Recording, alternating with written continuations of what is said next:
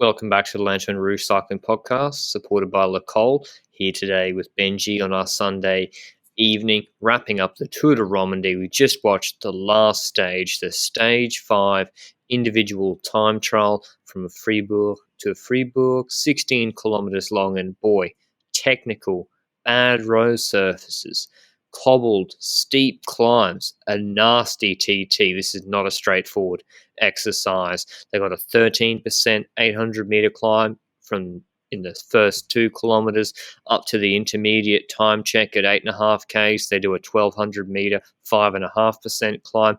Then they descend back into Fribourg. Technical descent. We've got potholes and manhole covers in the apex of corners. Delightful stuff. And then the last K, it was a climb up to the finish. A reminder of the GC standings after the Queen stage yesterday. Mike Woods first, wearing the yellow jersey, 11 seconds ahead of Geraint Thomas. Ben O'Connor, the Australian, on 21 seconds in third. Nipping at their heels for the podium spots. Soler fourth on 33. Porte 36 back. Masnada for De Koenig on 45 in sixth. Then Izagirre 48, Hamilton 49, and Caruso a minute and 4. Benji, do we even say favourites for this stage yesterday? I can't even remember.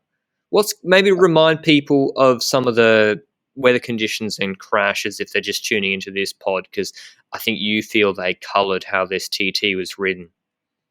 Yeah, yesterday we had the crash of Thomas in the last kilometer, which obviously makes it that we weren't sure about the form that Thomas would have in this time trial. We didn't know if he was going to have any consequences. Apparently in the interview afterwards, he said he was pretty much okay, but it was a bit of a shake-up either way. I think that crashing in the uphill is less influential than crashing in the downhill for this time trial, in the sense that Dennis crashed 2 days ago, and already yesterday we saw that he was bangling at the end of the peloton, not really looking for too much danger in the descent, losing a bit of ground in the descents in that group, and by the end of the descent came to the front and started helping. So was taking everything very, very thought out, the descent. And if you're thinking out every corner, then you're going to ride slower than the ones that are flying through and not thinking as much about the corners. And I think Dennis today might have done the same because, well, I won't spoil it too much, but I expected for this time trial. I thought with the descents that are included in this one, knowing that the last one is pretty treacherous, that he would likely lose some time on that aspect of the time trial, and that time trial could have its influence, and it could also make sure that people who are not as scared of the descent would end up doing a better descent. But the thing about it is, we said, I think a few years ago, I think last year, there was a race on the podcast where we had Woods, was it in Tirreno somewhere, where in the last 5 to 10 kilometers, he had one small descent section where we thought, yeah, he's not a great descender here. And we haven't really noticed that too much since then. But I still feel like I was pretty sure that Thomas was going to win either way, even if it was like another descent. Because, well, Thomas is just on paper a much better time trialist than Michael Woods. Michael Woods is just not a good time trialist at this point. And, well, let's take a look what that offered today. Did you expect anything spectacular to happen here? Not really, to be frank with you. We expected Geraint Thomas to win GC, and that's what happened. You know how we do the TT results. Remy Cavagna went early when it was dry conditions before the rain. He set the second best time to the intermediate and then the best time at the finish with a time of 21:54. Cavagna in the French national champs TT skin suit. Second was Stefan Bischiger, who beat Cavagna in that Paris Stage 1 up and down TT by like 0.8 of a second, you may recall.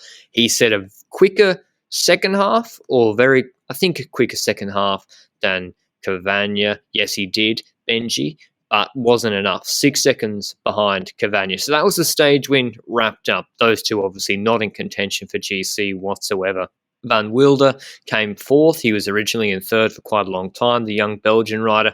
But Geraint Thomas, he rolled out second. He came third in this TT I think he might have beaten Bissiger and come second, but he took this last descent so cautiously. He said in the interview afterwards that the car was telling him, slow down, take the descent easy. He said it kind of messed with his head even more hearing that, but he came third with a time of 22:11. What's that, Benji? 17 seconds behind Remy Cavagna, which meant, going back now to the GC situation, Mike Woods rolling out a minute or two after Geraint Thomas. He only had an 11-second lead ahead of Geraint Thomas. With Thomas doing such a good time, not crashing, no issues like that, no mechanicals, we knew it was pretty much done for Woods, especially at the intermediate. He was, I think, about 30 seconds or 28 seconds behind Geraint Thomas, because Geraint Thomas, by the way, he set the quickest at the intermediate, so that goes to show how cautiously he took the second half in the descent. So he wins GC because Woods came, I can't do maths that quickly, Benji, like a minute, 56 seconds, 56 or so seconds maybe behind Geraint Thomas. So not a good TT from Michael Woods behind. It's not a good TT, losing over a minute and 7 seconds in a 22-minute TT, especially when he's fighting for tooth and nail. And he took the descent a lot more aggressively than Geraint Thomas. So might just pause there, Benji, say anything you saw differently. It played out completely as we expected, right? Or was Woods' TT even worse than you expected?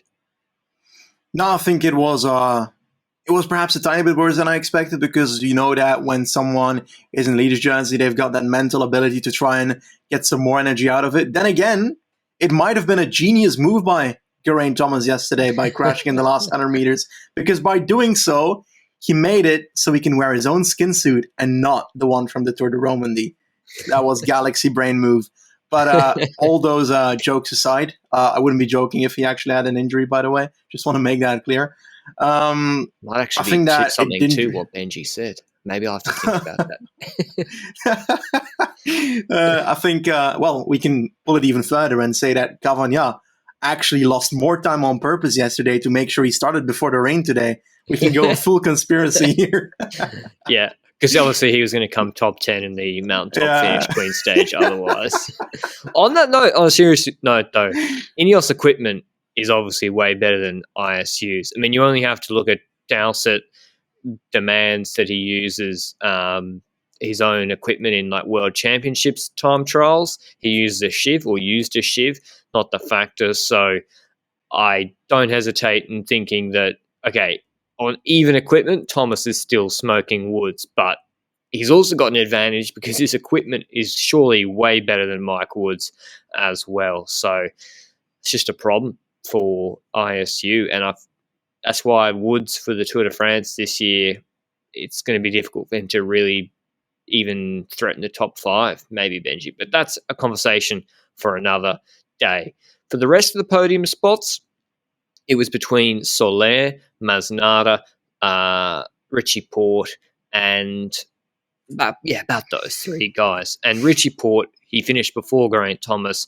He finished 3 seconds after him in the actual standing, set a time of 22:14. Really, really solid time for Richie Porte, remembering that he was like 9 seconds ahead of Masnada. And Ben O'Connor, he said okay TT, I think, Benji. Pretty good, like 16th, 15th, 16th.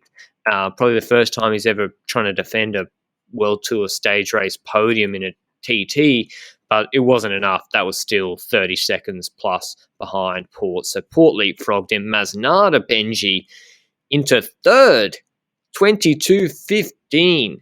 4 seconds behind Thomas, 1 second behind Porte. Now, I reckon he hit that descent a lot harder than those two, if I had to guess. And the statistics support that. He was quicker from the intermediate to the finish than Porte and Thomas by a fair bit. So he really hit that. So he came into third. So here's the final GC standings for the Tour de Romandie, given that we've already told you the podium. Thomas taking out the GC win. Porte second, 28 seconds back. Masnada third, 38 seconds back. Soler did a good TT, but Masnada was just too good.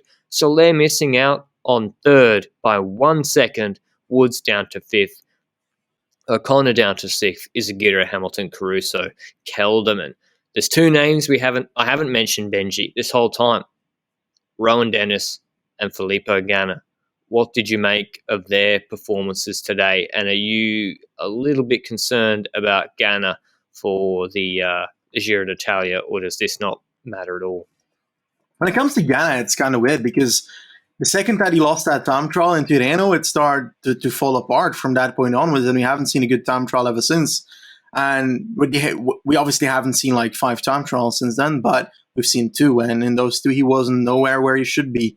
Then again, this time trial had more climbing, but he seemed to be better in the second part of this time trial, which was more of an engine aspect and more of that descent aspect. And that might be what he's better at, because I think, last year in the Giro, we had him doing extreme time trials and being very strong on short climbing sections in time trials as well. So he seems to be worse than last year. But it's just so weird to see him fall apart so suddenly after that Tirreno performance, because quite simply in February, he was destroying everybody in multiple terrain types. So I don't know. It seems like he's lost his way for a tiny bit. I wouldn't say that he's lost forever. He's going to come back at some point. But I hope that it's a planned out thing that he's planning towards, I think, Olympic time trial and World Champs time trial would be my guess. Wouldn't it? Well, I thought it was next week, Benji taking the Maglia Rosa on Saturday. I thought that's true. That was the plan. True. That's not that far away. That's 6 days away. And I know, this course, 340 meters of climbing in 16 kilometers, a lot of that in the first half. That being said, would you have expected Damien Howson and Antonio Tiberi and, Catania? Yeah, probably Catania, maybe. But those names, to beat him to the intermediate time check, I know he likes probably to do a negative split power-wise, but still, that's, even if you say, okay, well, it's unrealistic to expect him to climb better than Thomas and Dennis, Dennis came third. So it seems to me that Dennis smashed the first half and just took it really, really easy in the second half on the descent, and knew he was behind Cavagna at the intermediate. He wasn't going to push on the descent. It was wet, I think. It rained as well after Cavagna's TT, so Dennis just took it easy. He wasn't there for GC and couldn't get the stage win. Whereas Ganna's intermediate was bad. And we've seen, yes, he's not set the quickest times in maybe intermediates where there's been climbing in the first half, but he's been like second or third. He's not been where he was today, which was 17th. And then he smashed the finish. He set the 4th quickest time in the second half. The weirdest, most novelty result of the day, I reckon, is Andre Amador, 3rd from the intermediate to the finish. He has absolutely banged that descent because he was 33rd at the intermediate and set the 3rd quickest time there. I don't know what the exact split was, but crazy from Amador. Obviously a really, really solid descender. And Ganna was 4th, just behind him, I think, on that intermediate. So he was trying the whole way. It's not like he gave up, Ganna, whereas Dennis, I think you can push that narrative. So just something to think about. Does that change what you think about who's wearing the Maglia next Saturday, Benji? Well, I didn't actually think through it too much yet for Saturday because we haven't done our Giro preview yet. We haven't recorded it yet. We haven't released it yet. It's coming very soon, and we'll discuss it there, I think, is the best idea. All right. I need to think about it first. But all in all, I do want to point a spotlight at Ilan van Wilder, who rode a really good time trial today as well. And he finished 4th on this one, which is just, I knew he could time trial, but this is just confirmation on that. His climbing yesterday was not as good as I hoped it would be. It seemed like the weather likely got a lot of him because 6:18 down, having to have Felix Gall pace you upwards on the climb is not the situation you want to be in. Then again, Arensman was much better that day, so perhaps there was just a clear choice that Arensman was leader there and Van Wilder was not anymore. But anyway, next to that, I think mostly people will know him from the World Championships Juniors race that Evenepoel won. He was the last Belgian rider that launched Evenepoel on his proper attack there. Anyway, that's just a side note. But I think that's about it for what I can add here for this time trial. There's just not too much to add. What did Gus do today? Because that's the prologue result was nice, but I think maybe he wasn't trying again today because he was already out of contention on GC. But yeah, the TT is not fixed, and I think I put more stock in this performance as well. It seems to be you got one kind of better result on stage or the prologue, but then you've got the history of bad TTs and another bad one today. So he's obviously pure domestique, surely at the Tour de France, which has like 55 kilometers plus of flat time trialing. So yeah, that's that for him. I think this year, Vuelta, Benji and I think suits him better. What about Geraint Thomas, the winner of this race, Benji? He's not won a race since, I think, 2018, if my math serves me right. Yep, for nearly 3 years. correct. Yep, he's didn't win the stage, didn't win a stage. He came third or second the prologue, third yesterday after bungling the finish, and third in a TT today. But he takes out the GC, his 23rd pro win. He's now got a pretty big gap to the Tour de France over, I think, 4 to 6 weeks. Do you think, I don't know, I thought he might have done the Dauphiné as well, but his shape already looks really good. So does this change your perspective on Thomas for the Tour at all? Like, do you think, he can actually contend with Roglic and Pogačar? Or is this, I guess he's looking to me as good as he did in 2018. The problem is, I don't think that's good enough anyway. Yeah, it's true. And the odds are stacked against him to win the Tour de France by a statistical view, because I think he'd be the second oldest rider to win the Tour de France, just behind Firmin Lambeau, and just older than Cadel Evans as well, who was quite simply already seen as, it's one of the older riders that is winning this race. It's historically a very rare thing. So statistically, it's against him, but age is just a number, of course. And well, he is also the oldest winner of Tour de Romandie now. Fun fact for you. In the end, I think that when it comes to Thomas, I don't necessarily have a view. I said it yesterday, between him and the Slovenians. It's impossible to know, and I think we're not really going to know before we start the Tour de France because, well, they're not competing against each other between now and then, unless Roglic does Swiss or Dauphiné and Thomas does the same, but I kind of doubt that. I think that Pogačar did for the Tour of Slovenia, almost ruined that name. And if I have to be guessing, it wouldn't be surprising if Roglic does it as well.